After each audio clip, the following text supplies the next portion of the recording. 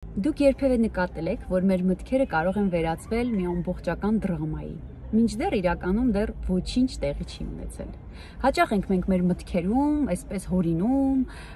կանխատեսում ապագան, ենթադրություններ անում, օրինակ, չգիտեմ, քո սիրած անձին դու նամակ ես գրել, այդ անձը չի պատասխանել քո նամակին, դու մտածում ես, որ երևի ինքը էլ չի ուզում, որ դուք շփվեք, երևի քեզ էլ չի սիրում, կամ մտածում ես, ահա, ինքը տեսավ, չպատասխանեց, երևի ինձ արհամարում է, երևի ուզում է ես ընկնեմ իր հետևից,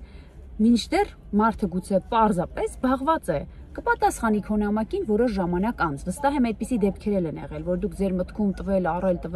եք, վերջում ասենք այդ մարդը հայտնվել է, հասկացել եք, որ ձեր ֆանտազիաները, ձեր վառ երևակայությունը իրականության հետ ոչ մի կապ չուներ։ Իրականում սա շատ հաճախ է մեր կյանքում տեղի ունենում, դրա համար մանավանդ թերապևտիկ դաշտում, երբ որ ես աշխատում եմ այցելուների հետ, տեսնում եմ, թե ինչքան հաճախ մարդիկ իրարից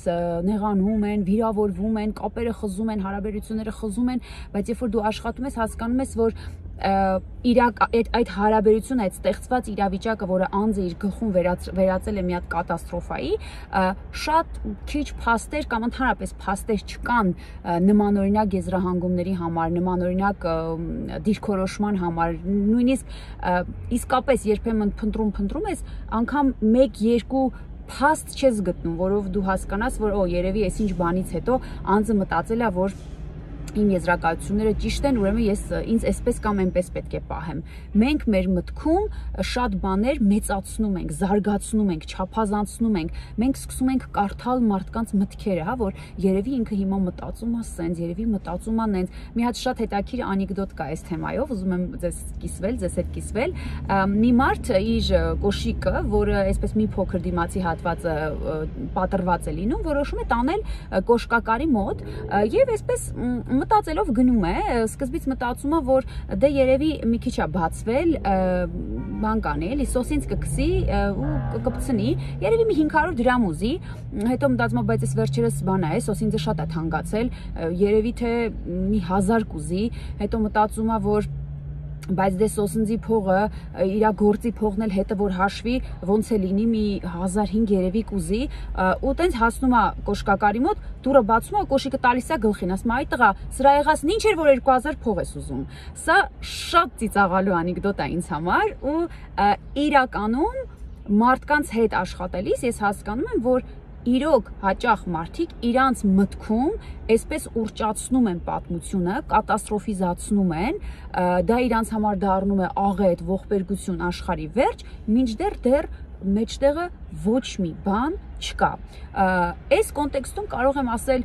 ոչ միայն հարաբերությունների տեսանկյունից մենք կարող ենք այս մեր մտքերի գործողությանը նայել այս տեսանկյունից, այլ նաև մեր վախերի մասին, երբ որ մենք խոսում ենք։ Մեր վախերի մեծ մասը գոյություն չունի, ընկերներ, իսկապես գոյություն չունի, երբ որ մենք նորից թերապևտիկ դաշտում խոսում ենք այցելուի հետ, աշխատում ենք, մենք հասկանում ենք, որ ինքը անհանգստանում է, վախենում է ինչ-որ բաների համար, որոնք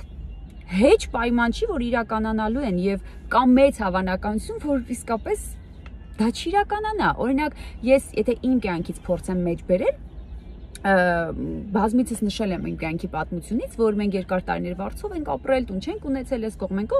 ու երբ որ եկավ մեր կյանքի այդ փուլը, որ մենք արդեն պետք է մեր տունը կառուցեինք, եղավ Ուկրաինայի պատերազմը, միանգամից այդ մեր հաշվարկները եւ այլն չհամընկան, որտեվ ամեն ինչ փոխվեց, գնացուցակը փոխվեց եւ այլն, եւ մենք կանգնել էինք մի հատ իրականության առաջ, որ մեր ունեցած գումարը եւ մեր առաջ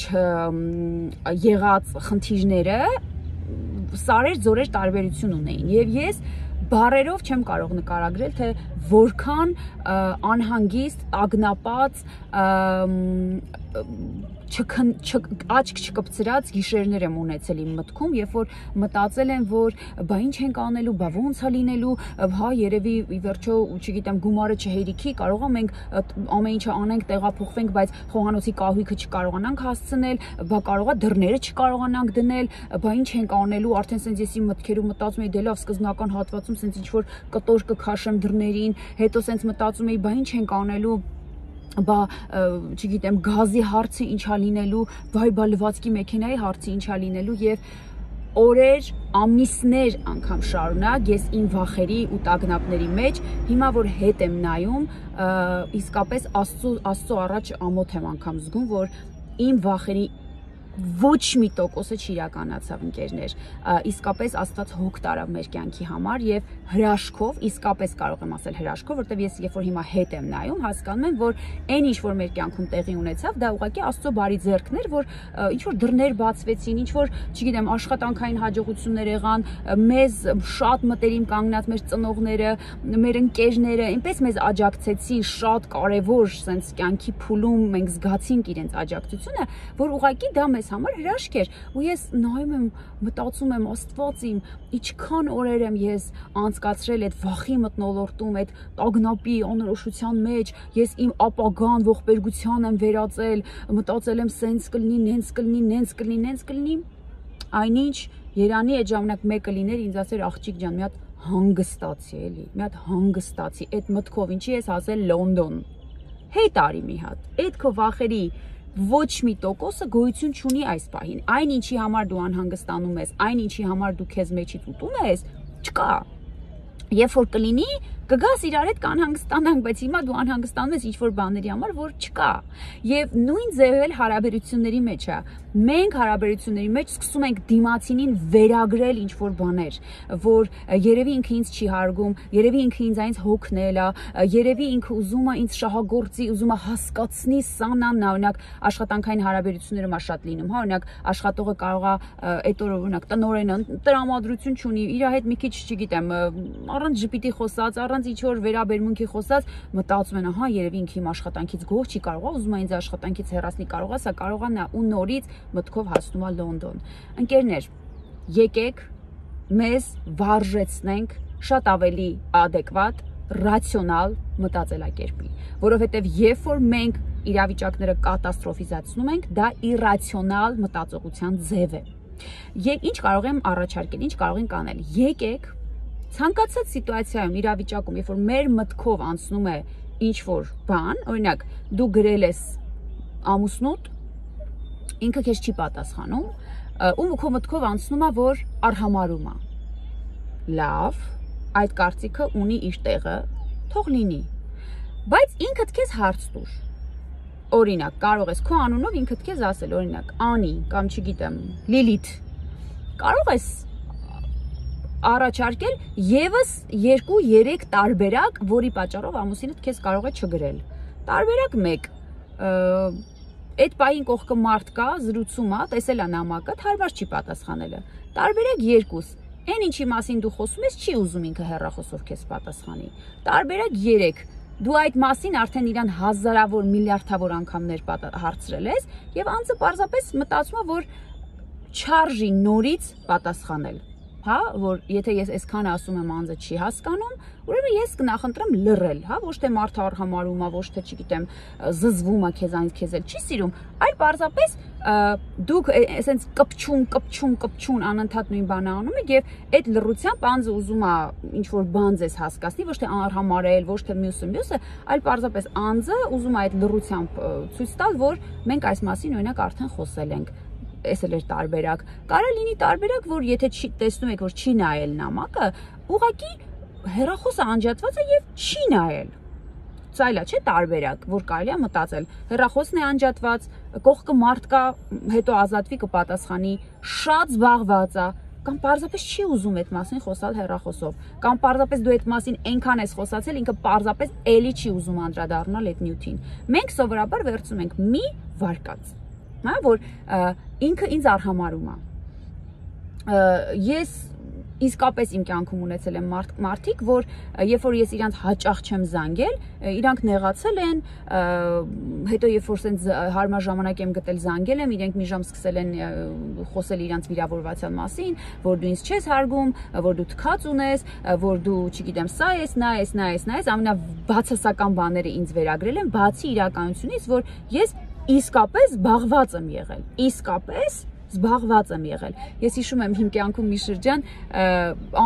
ամեն օր երեխեքս էլ փոքր էին, շատ զբաղված էի, ամեն օր պարկում էի քնելու ու մտքիս մեջ ասում էի քերիս Ամերիկայում ապրում, մտքիս մեջ ասում էի վայ արթնանամ առավոտը զանգեմ քերիս, տենամ ոնց է, իսկապես է որ ամեն անգամ երբ որ քնում էի, ես հիշում էի իմ քերին, ասում էի վայ հիշեմ զանգեմ քերիս, առավոտյան արթնանում էի անկեղծ, մտքիս ծայրով անգամ քերիս չէր անցնում, որտեվ երեխեքը ինձ այն շուտ էին արթնանում, ես պիտի վազեի գործի, ես պիտի վազեի դասի, երեխեքի մանկապարտեզի հարց, կինո, տուն, տեղ, ճաշ, գիտեք, ինչ է նշանակում այն օրվա սկիզբը, երբ որ դու մամա ես, երբ որ դու աշխատում ես, երբ որ դու սովորում ես, մյուսը։ Եվ ես մի օր շատ ծիծաղալով քերին ասեցի, ասում եմ քեր ջան, պատկերացնում ես, ամեն անգամ երբ որ գիշերը պարկում եմ քնելու, մտածում եմ քեզ զանգելու մասին, բայց առավոտյան որ արթնանում եմ, ընդհանրապես քեզ չեմ հիշում։ Ու մենք ահագին ծիծաղացինք, բայց սա իրականություն է, ընկերներ։ Հիմա ինչ որ մեկը կորոշի քեզ չհավատալ, ինչ որ մեկը կասի, գիտես ինչ կա, դա առաջնահերթությունների հարց է, աղջիկս, եթե ես քեզ համար կարևոր լինեմ, դու անպայման ինձ կհիշես։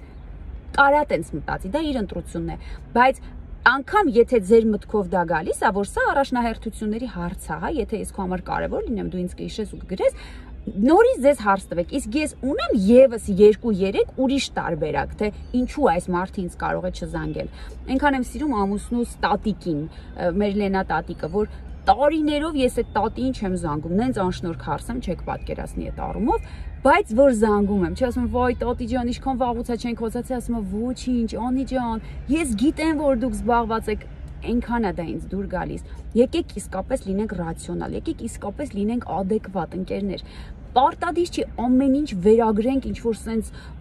ողբերգության մեջը սենց դրամա մտցնենք, որ ինքը ինձ արհամարում է, ինքը ինձ էլ չի սիրում, ինքը սա, ինքը նա, մի թույլ տվեք, որ ձեր մտքերը հորինեն պատմություններ,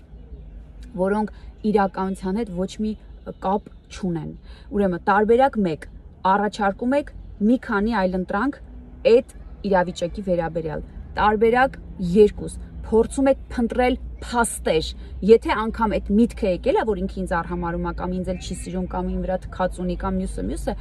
ինքներդ ձեզ հարց տվեք, ես սենց մտածելու համար փաստեր ունեմ, որտեվ հաճախ փաստեր չկան։ Թերապևտիկ դաշտում միլիարդավոր անգամներ ես այցելուների հետ հայտնվել եմ ինչ-որ իրավիճակի առաջ, որտեղ մենք փնտրում ենք ուղիղ իմաստով փաստեր, չկան փաստեր։ 12 րոպե եղավ արդեն ես խոսում եմ այս թեմայով, հավատացեք մտքիս մեջ շատ բազում օրինակներ եկան, հիմա մեկը հիշեցի, որ այցելուներից մեկը շատ վիրավորված էր իր կիսուրից, մսերը ծամում էր այդ կնոջ եւ այլն, ու ասի մի դեպք, ինձ կարող ես պատմել, որ իսկապես դու դրանից հետո հիասթափվել ես, ասես ջղայնացել ես, բացահայտել ես խոսքեսուրին, ասեց հա կպատմեմ, ու սկսեց պատմել, դու ասում ես մի ժամանակ ես իմ կիսուրի հետ գնացի իր բարեկամներից մեկի տուն, ես այդ ժամանակ հղի էի, իրանք ինձ նվեր տվեցին, ու ասում է այդ օրը բանը այդ նվերը ինձ չհասավ, իմ կիսուրս դաժե թույլ չտվեց, ես այդ նվերին կպնեմ, տենց իրանով արեց այդ նվերը, օքեյ, ասում եմ, իսկ ինչ ես կարծում, հետո, ու այդ ինքը տենց պատմում էր, որ ամեն ինչ ինքը տենց կառավարում է, անգամ այդ նվերը ինձ չհասավ, չէ որ այդ մարդիկ այդ նվերը ինձ էին տվել, դու ինչի վերցրեցիր քո ձեռքը եւ այլն, հետո երբ որ մի քիչ տենց հարցադրումներով փորձեցինք հասկանալ, թե ինչը արդյոք կարող է լինել այդ կնոջ նման վերաբերմունքի պատճառը, տարբերակ 1, տարբերակ 2, տարբերակ 3, ինչպես նոր առաջարկում էի։ Եկանք հասանք մի շատ տրամաբանական կետի, ու հենց ինքը գիտեք այդ կետը առաջ քաշեց, ասում եմ ես ասում եմ դրանից հետո իմ երեխային կորցրեցի, ու իմ կիսուրս որ եկավ հիվանդանոց, ինձ ասեց գիտես բալես, մենք այն օրը իրանց տուն որ գնացինք, ես ոնց որ միշտ լսել եմ, որ իրանք սենց թուղթուգիր անող են, անիծող են եւ այլն, ու որ իրանք նվերը տվեցին, ես չուզեցի, որ այդ նվերը դու վերցնես, չուզեցի անգամ կպնես այդ նվերին, որովհետև սրտիս մեջ անհանգստություն կար, որ հանկարծ թուղթուգիր արած չլնեն, հանկարծ ոնց որ մի բան արած չլնեն մեջը։ Հիմա թե թուղթուգիր կա, չկա, իմ նյութը դրա մասին չի, իմ նյութը նրա մասին է, որ երբ որ մենք սկսեցինք վերլուծել, մենք եկանք հասանք մի կետի, որ այդ սկեսուրը ունեցել է իր համար ինչ-որ շատ հետաքրքիր ռացիոնալ բացատրություն, թե ինչու նվերը թույլ չի տվել, որ հարսը վերցնի, բայց երբ որ հարսը դրան նայում է մի տեսանկյունից, որ իմ նվերն էր, ինքը իրանով արեց իմ նվերը, ստեղ գնում է զայրույթ, գնում է ագրեսիա, գնում է վիրավորանք, բայց երբ որ դու վերլուծում հասկանում ես, որ նման բան մտածելու համար ընդհանրապես փաստեր չկային։ Այսքանը մտածեք այս մասին, եթե դուք ձեր մտքում կհիշեք օրինակներ, կիսվեք կոմենտների բաժնում, ինձ թվում է շատ հավես կլինի նաև, որ մենք իրար փորձառությունը կարդանք կոմենտներում, թե մեզ հետ ինչ օրինակներ ա եղել, որ մենք մտքով ողբերգությամբ ենք նայել մեր ապագային, մեր վաղվա օրվան, ել չասեմ տագնապային խանգարումներ ունեցող անձիկ ինչքան հաճախ են մտքով 1000 անգամ իրանց թաղում, իրանց պանիխիդան անում, իրանց հոգեհացը տալիս, բայց ասենք անցնում են տարիներ, տենց էլ չեն մեռնում, ու իրանք անդադ մտածում են, որ ես երևի ինչ-որ քաղցկեղ ունեմ, ես ինչ-որ հիվանդություն ունեմ, հեսա ես կմեռնեմ, հեսա երեխեքս որ կմնան, ու իրանք իրենց ներկան վերածում են այսպես դժբախտության մի հատ աղետի, մի հատ դրամայի, բայց իրանց հետ այդ ամեն ինչը տեղի չի ունենում, իրանք երկար տարիներ ուրախ եւ երջանիկ ապրում են, այնինչ իրանք ամեն օր այդ իրենց ապագան, չգիտեմ, դարձնում են շատ դաժան, շատ վախենալու, շատ դրամատիկ եւ կորցնում են ուղղակի կյանքի քաղցրությունը։ Այսքան ընկերներ, բաժանորդագրվեք մեր Facebook-յան, Instagram-յան, TikTok-յան, YouTube-յան էջին, ինչ կարա կարեք, սեղմեք զանգակը, որ հետևեք այսպիսի նյութերին։ Ես շատ այս թեմայով նյութեր ունեմ, մտեք եւ նայեք մեր մյուս վիդեոները եւս, իսկ ովքեր որ ունեն այսպիսի խնդիրներ մտածողության, այսպիսի դեֆորմացված, աղավաղված ձև ընկալում, կապ հաստատեք մեզ հետ։ Զանգահարելով 095 51 44 54 հեռախոսահամարով եւ մենք միասին կփորձենք մասնավոր ձեր դեպքը վերլուծել։ Ցտեսություն։